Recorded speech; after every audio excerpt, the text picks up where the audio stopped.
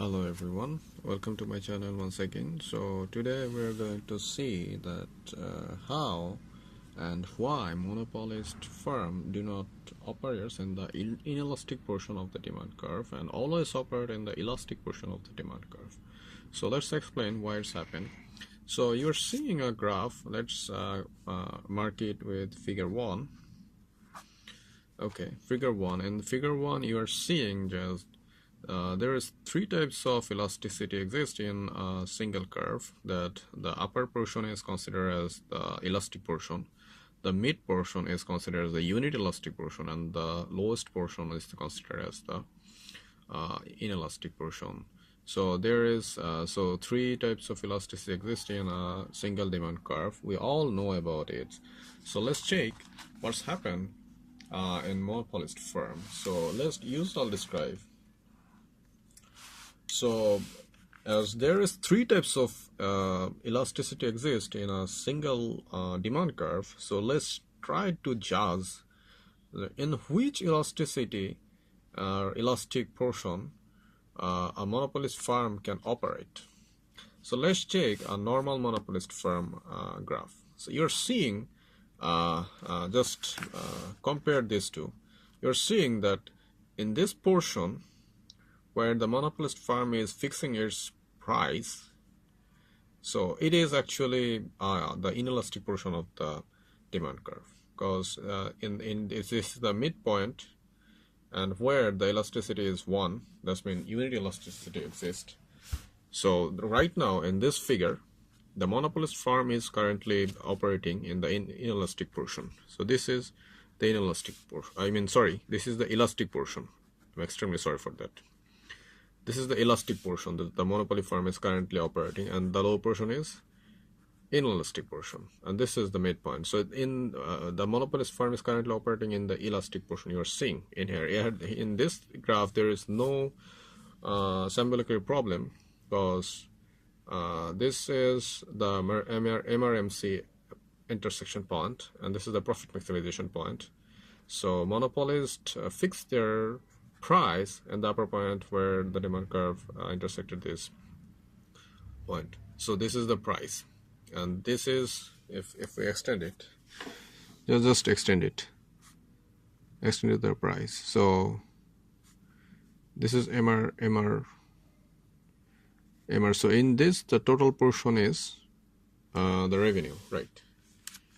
The total portion is revenue. So this is the cost. This is the cost portion, and it's positive. The revenue is also positive, so there is no problem in this graph. So when the monopolist is operating in the elastic portion, there is no problem.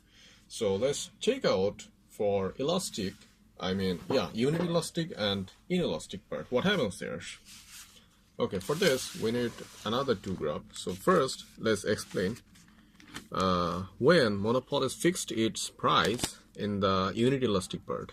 So you are seeing that when the monopolist firm is fixing its price in the unit elastic portion, that's when where ED is equal to 1. In that case, monopoly needs to fix its price. The MC, the MR would be intersected in the horizontal portion. Horizontal axis. You are seeing that in this case, MC and MR intersected at Q1, where the value of MC is actually 0. So what would you say? That your marginal cost is 0. Is it possible that you are producing something but your marginal cost is 0? Obviously it's not possible, because marginal cost is always positive. We all know that when you are producing something, you must holding some kind of marginal cost. That can be 1, 2, or 3, maybe 4, 5, or 6. I don't know, but obviously your marginal cost must be positive. There is no chance that you are producing but your marginal cost is 0. So it's not possible. So in this case, so if a monopoly wants to fix its price at the unit elastic portion, so it must have to the MC must be 0 in this case. You're seeing from the graph, so it is not possible. So a monopolist can fix its price in the elastic portion of the demand curve. So let's check. So we are rejecting this because monopolists can't fix their price in the unit elastic portion of the demand curve. So we can't use it, so it is rejected. Let's check the if monopolist may fix its price in the inelastic portion. You're seeing that this monopoly fixed his price in the inelastic portion of the demand curve. That's mean here. So what's happened there? If a monopolist want to fix his price in the inelastic portion of the demand curve, it need to so the MR-MC point would be somewhere in the negative portion of the axis. You are seeing that the MR and MC actually intersected, and the negative portion of the axis, you are seeing the coefficient would be negative.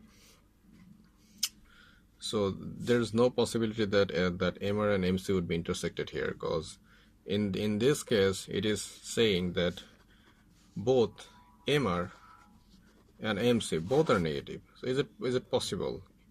For a common sense, we know that both MR and MC can't be negative. If this happens, if MR and MC both are negative, why a company or a monopoly firm would continue its production? We all know that a monopoly may shut down if it faces too much loss in the positive version.